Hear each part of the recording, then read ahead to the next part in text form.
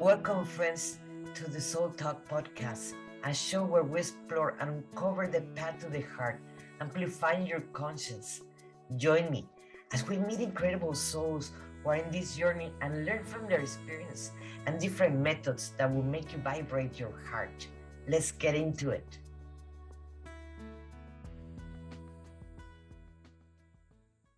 Hello, everyone. This is Monica Ramirez, the Warrior of Love, and I'm your hostess for Soul Talk.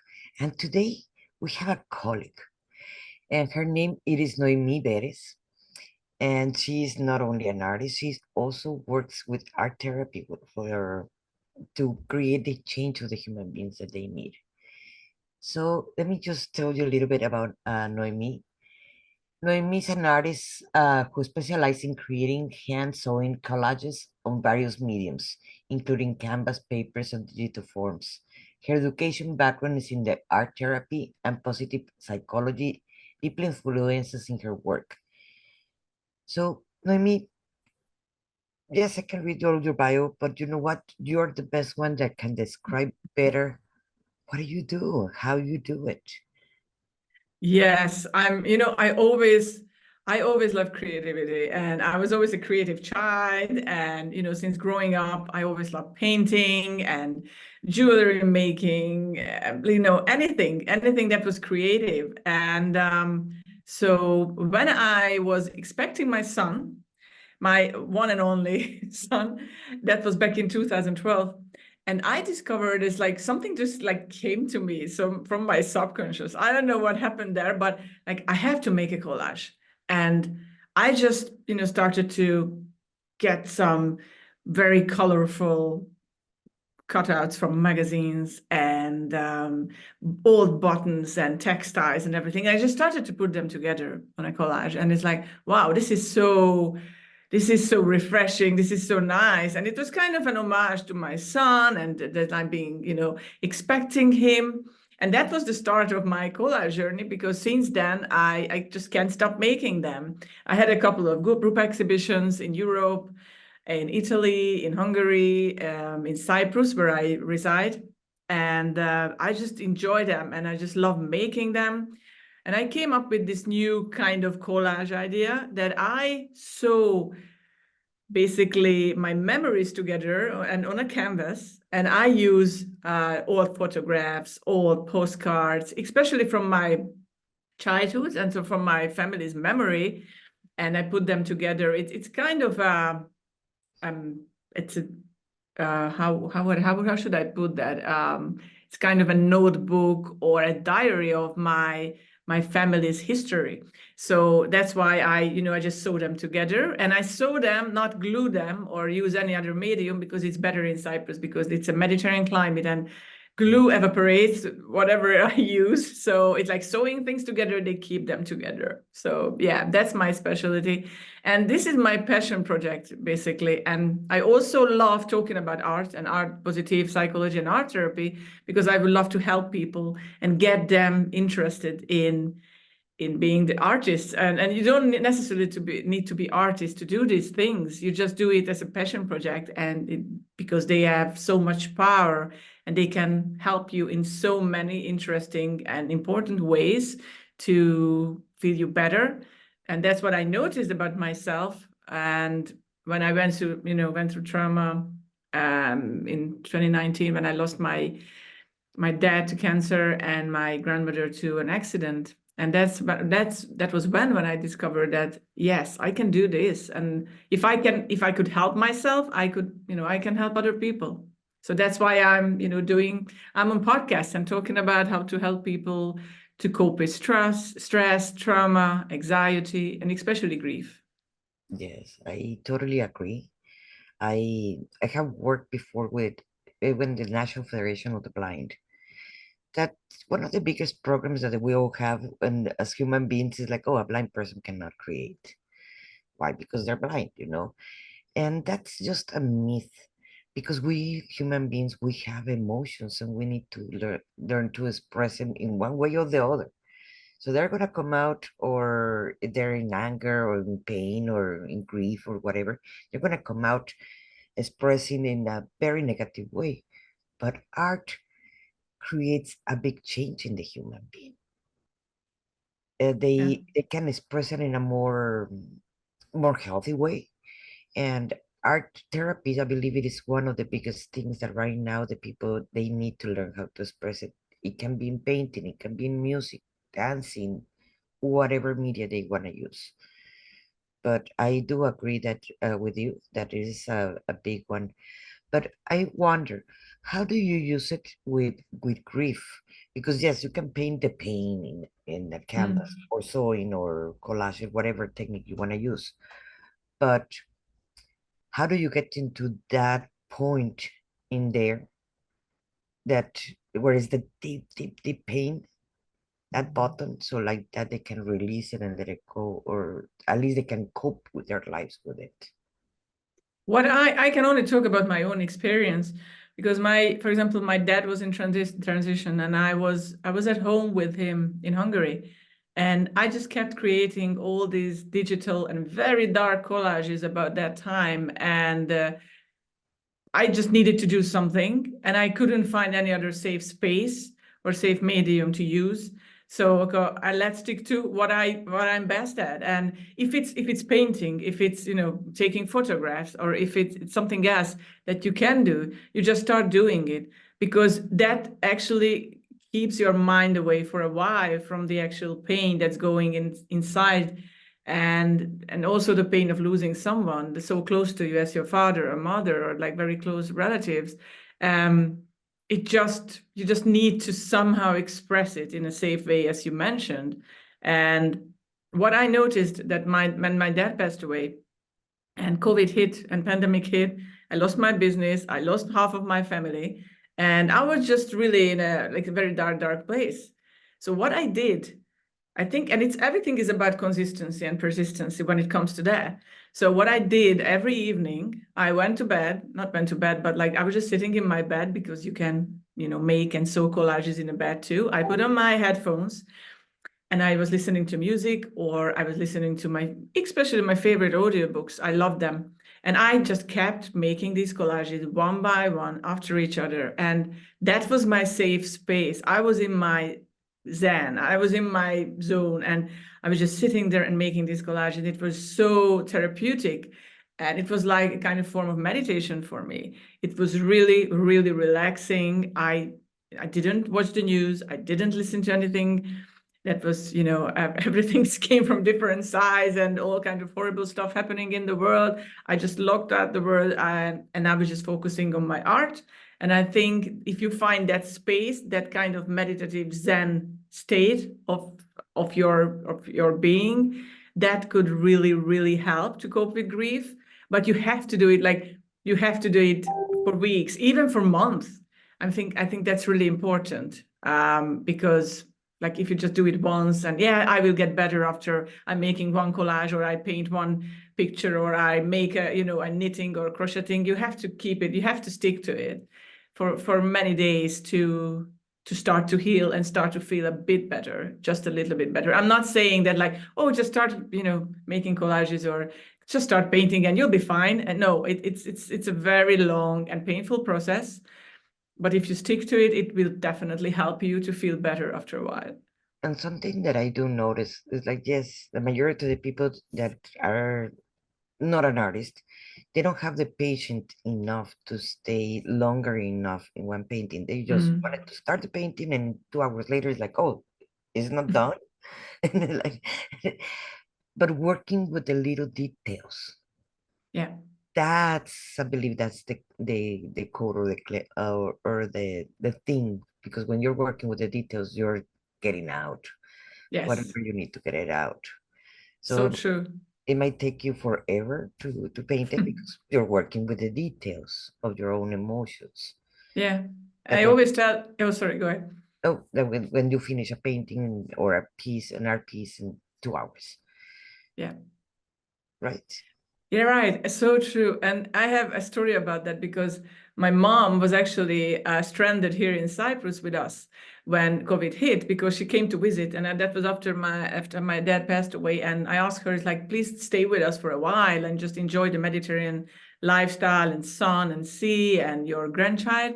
So she came to Cyprus, but unfortunately or unfortunately for her, she stranded here for like 3 months. And it took a toll on her for sure, because it's not easy to be away from your own home, your own safe space or your own routines. So it was a hard time. And I felt that she was really stressed. So what I did a research here in my artistic little boxes and everything, and I found a couple of mandala coloring books for her. And she was a kindergarten teacher for 40 years, so she was not new to coloring and artistic activities, but she really enjoyed. She never ever used mandalas, or never ever colored mandalas before. And then I just gave her the color pencils and the mandala, and just like every single afternoon, when there was a bit of peace and quiet in the house, she just sat down and she started to color these mandalas, and she really got into it. I don't know how many she made during the pandemic time that she stayed with us, but it was amazing to see how relaxed she became. And it wasn't like this, there's nothing art therapy about it. It's just like sit down, get a mandala coloring book, a couple of color pencils, and just do it. Because that, exactly as you said, in the small details, they really help you to relieve stress and anxiety. It's so refreshing and great. Hi everyone, this is Monica Ramirez, the Warrior of Love. And if you have been feeling stuck where you are right now, or if you have felt that you cannot connect with others in the same language or the same emotions that you're feeling, if you're a coach, a healer, energy worker in any of those branches, maybe this is for you.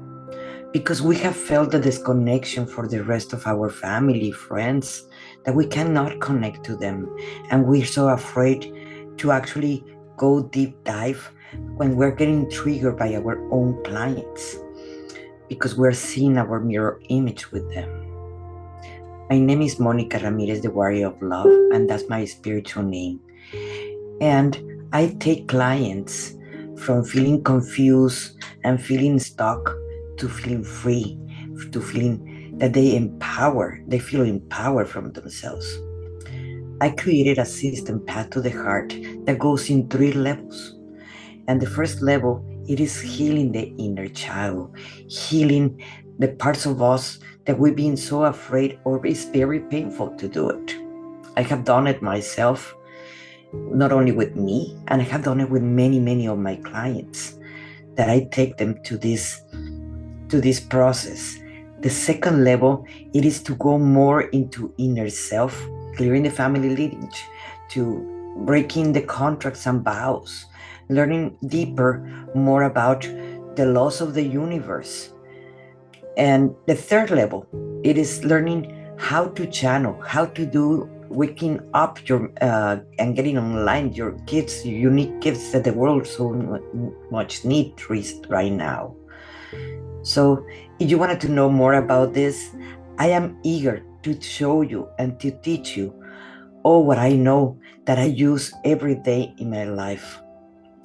So thank you for being here in this page. I really appreciate it.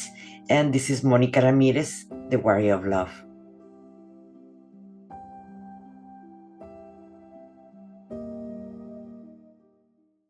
How would you describe art therapy to someone that right now they're just listening and they're not too much in touch with the art? Sure. They wanted to experience art therapy for their own healing.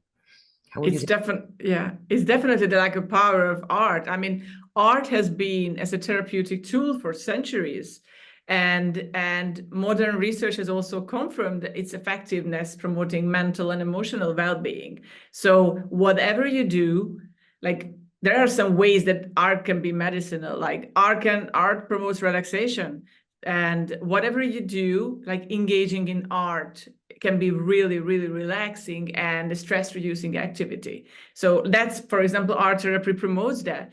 And creating art can help you feel more calm and centered and at peace with you and with the world.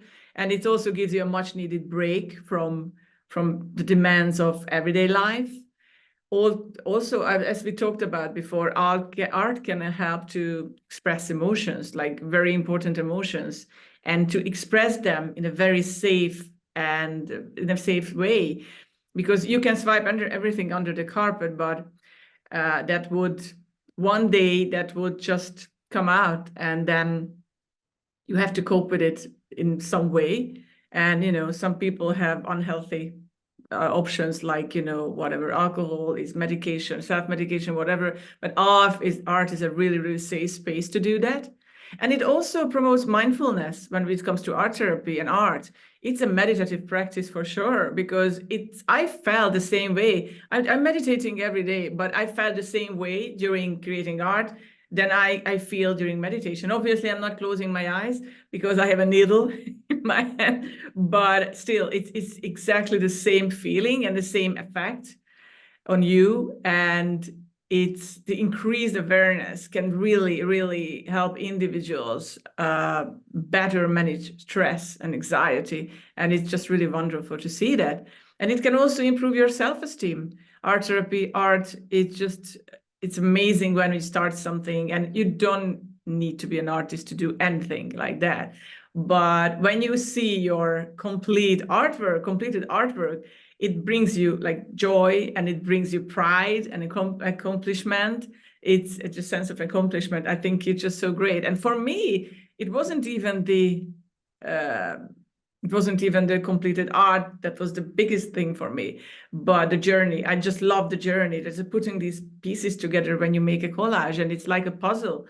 And then it's like, wow, it's finished. And that was a bit sad, but then I was happy because, oh, I can start on, with a blank canvas again, and I can, put all my thoughts and emotions and everything in the next one. So it's just amazing how it can really improve your self-esteem. And also, if you don't do this alone, because you can do art in group, you can, visit a group, you can be part of an art community, and it can also improve and foster social connections, which are just so valuable right now, because everybody talks about and still talks about like we're living in the pandemic of loneliness, and it's still a thing.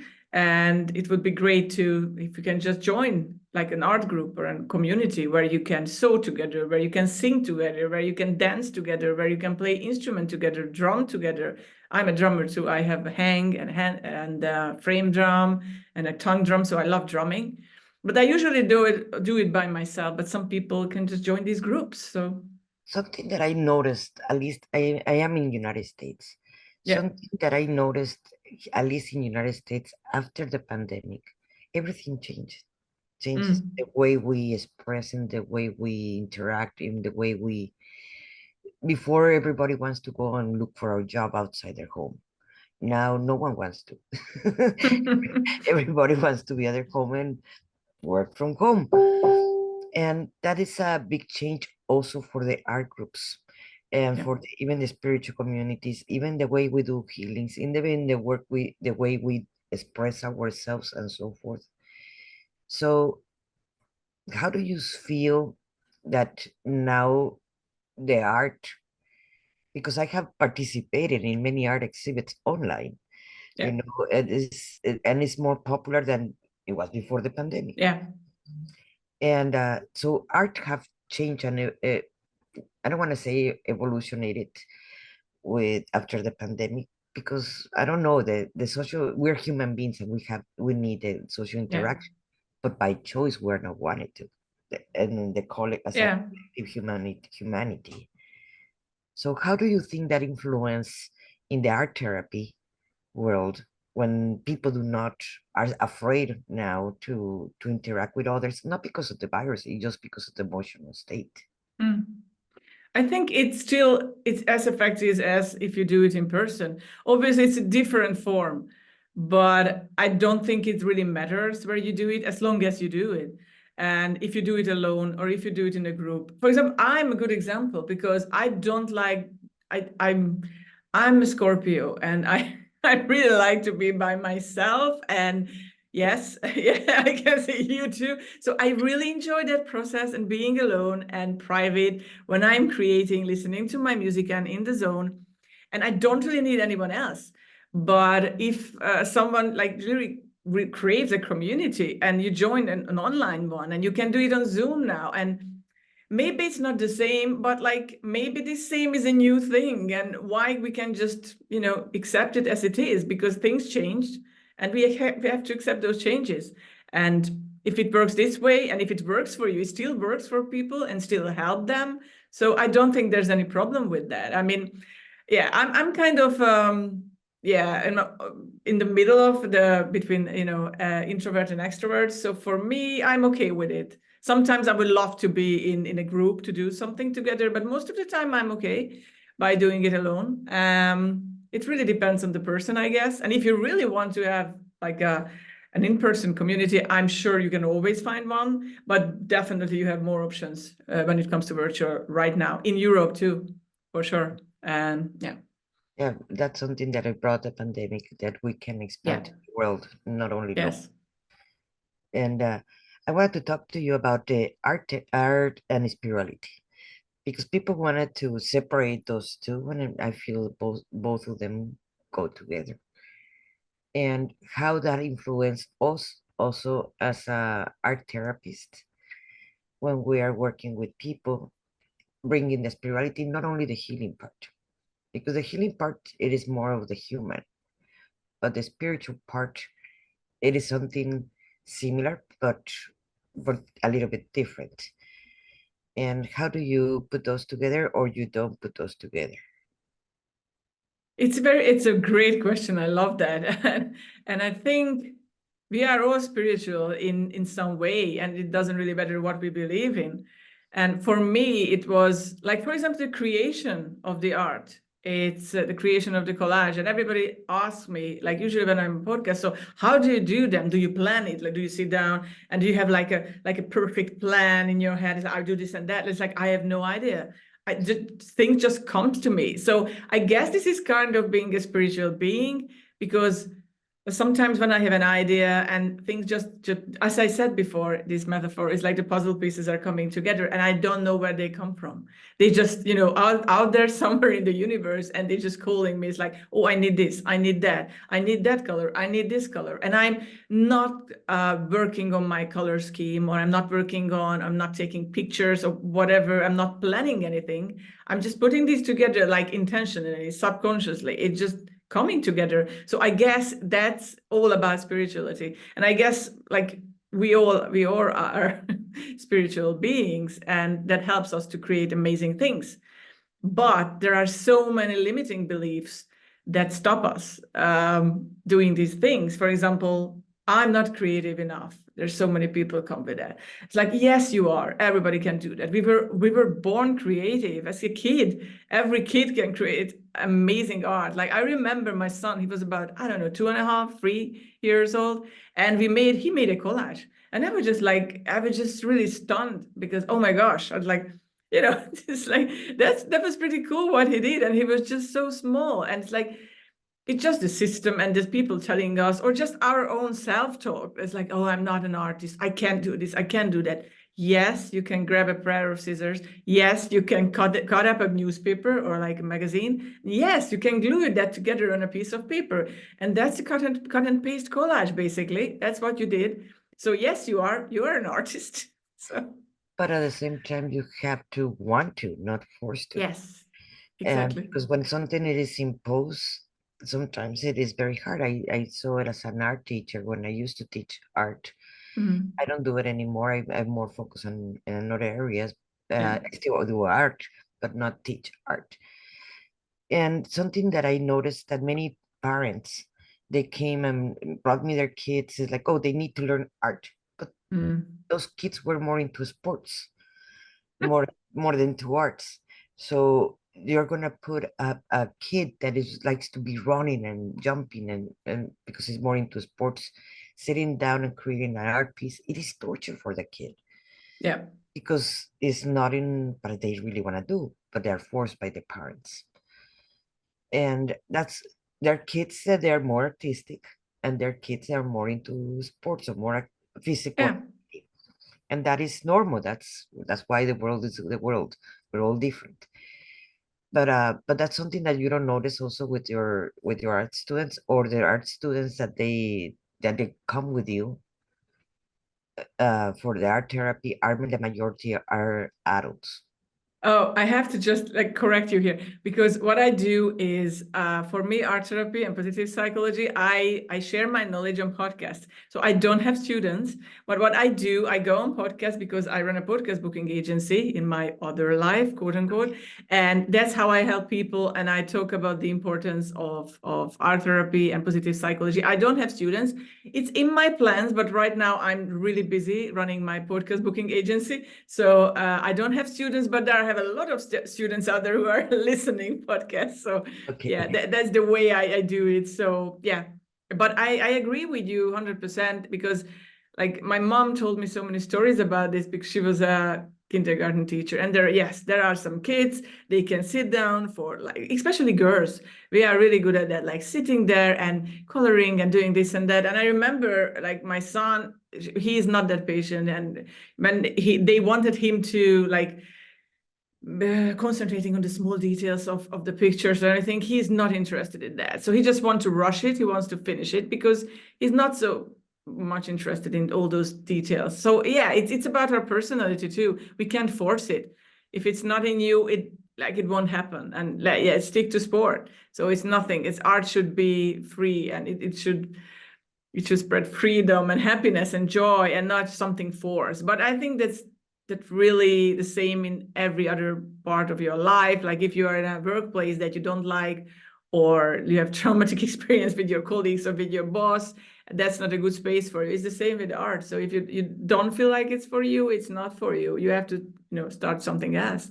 There are so many other options. So Like it is like a kind of a meditation. We observe it that mm, way. There are some people that need walking meditation, and there are some people that need Buddhist meditation. yeah. And art, it is the same way. Some people Mm, can find that relaxing with their eyes open, like you say, because they're sewing. yeah. But but if you will put all your focus and your attention and Yeah. love in whatever piece that you're working on. So it is a meditation because that's the point of meditation, to focus all your intention into one thing, not in Yes. thousands of things that the busy life brings us. So true. Yeah, absolutely. It's like kind of it's like you experience like a cleansing, purging, catharsis process in your mind. And it's very, very, yeah, it's amazing for your body. And yeah, and I like physically, I felt better after creating art, although it's like, it's kind of using your hands and you use your like body to create something, but still it was so refreshing, and especially for your brain and your mind, using creativity that way, it's amazing. And something that I noticed that it helps a lot for the attention deficit disorder, that I know at least not many people, at least in our generation, were diagnosed, Yeah. but many adults have that. They have Mm. thousands and say, "Oh, I can multitask." Like, no, you cannot multitask in so many things at the same time. No, And no, that's called attention deficit disorder. That you try to multitask, and you might complete two things or three, but you cannot complete in 1 hour 10 things at the same time. no, no, you can't. It's impossible.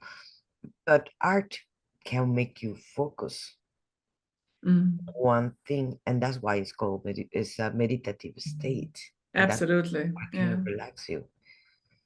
And also the monotony of like for example, for me sewing, because like just sew things, and it's like it has to look pretty, because I want to look pretty. So it's just the monotony of the whole process, just amazing. And even you get sleepy, like even if you get sleepy like during meditations, and yeah, and that's a good thing because your heart rate goes down, your pulse goes down. And also it's proven that creation of art, I mean, really increases the serotonin level in your brain, which helps to fight depression and fight. So that's it's amazing. It's like it's healing. I mean, art heals, and the people talk about it. It's kind of a cliche right now, but it does heal people, and it does help people to heal. And Like how I see it is like basically, okay, you're in grief.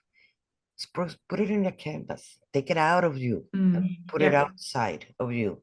So like that is not, you're not carrying it inside of you. So right. you're angry, it applies the same, and you're in love too. It applies the same. So I'm not saying that you're not gonna love the person anymore because you put it in a canvas, but no, but you wanted to share. When you're in love, you wanted to share with everybody. Yeah. So put it in a canvas or in any art piece. It doesn't matter. It's painting or it can be in a collage or Yeah. in anything. It is part of the emotional state that we were meant to be as human beings, to express ourselves. It doesn't matter what media we use, but we were meant to express it in different levels. Absolutely. I agree with you 100%. It's no matter how disturbing your art is and how it's still it's so much healthier to put it out there and get it out of your system and your body, and you feel better. So tell us, Noemi, how do you work with people? You work in groups, or how do you work with people if people wants to get a hold on you for any of these services that you do? Because I know you have the other life. Yes, Mention. yeah, the other life, yeah, my other life is not my artist life, but the other life is a podcast connections, and we help people, entrepreneurs, business owners to get on quality podcast shows like yours. And so we help them, we do their research, and we help them to find the right and the best fit. And then when we have one, we organize everything for them. We submit the forms, we fill out, send out all the emails. So we provide a done for you service for them. But it's really important to find the right shows for them. So they really align with the show. They really vibe with the host. I think those are like key when it comes to podcast guesting for sure. Yes. But if they wanted to get a hold on you in this life, in the artist life, how do they get how do they get a hold on you? Or you do have those service? Like, you mean we're talking about the podcast guesting part right now? No, I'm Or talking about the art therapy. the art therapy. I mean, because I'm not a trained art therapist. I mean, you have to do like for many years. I completed a course on that. But if you would like to talk about the healing power of art, you can always get in touch with me. I have a page. It's Noemi Beres, my name.com, and you can get in touch with me there for sure. Yes. I will be posting her information down below this video so like that everybody can get a hold on me, because I bet many of you might have more questions and she can answer them directly to you. So, Noemi, do you have something else that you would like to add before we close Uh, down? Yeah, just one thing. It's when people think they're not artists, or when they think it's they don't have time for art, because that's a lot of times comes up. I don't have time. I'm too busy. And I just had a call. I just had a great conversation with a lady from the U.S. and we talked about this, the busyness of life. And I think art can be a part of your self-care and also for your healing process. So if you just start something, just keep doing it, keep repeating it, because it will help to feel better in a relatively short time. So it worked for me, and I'm 100% sure, and it worked for other people as well. So just keep doing it. Just start it. Just, grab that pencil, color that mandala, cut up that newspaper, or just grab a paintbrush and start creating, and it does wonders. And you don't have to finish in 2 hours. No, no, you don't. No, you have just take your time whenever you are and you have time for that. Yeah, it's just also about slowing down, Yes. and I think creating art can be rushed. So it's really important to slow down and focus on what you do. I love this conversation. Thank you, everybody, for listening to us. Thank you, Noemi, for being in the podcast. And please, if this helped you, uh, share it with your friends. It might be helpful for someone else that is listening to. Thank you so much. Thank you for everybody. This is Monica Ramirez, the Warrior of Love, and thank you for being in Soul Talk. See you the next Monday.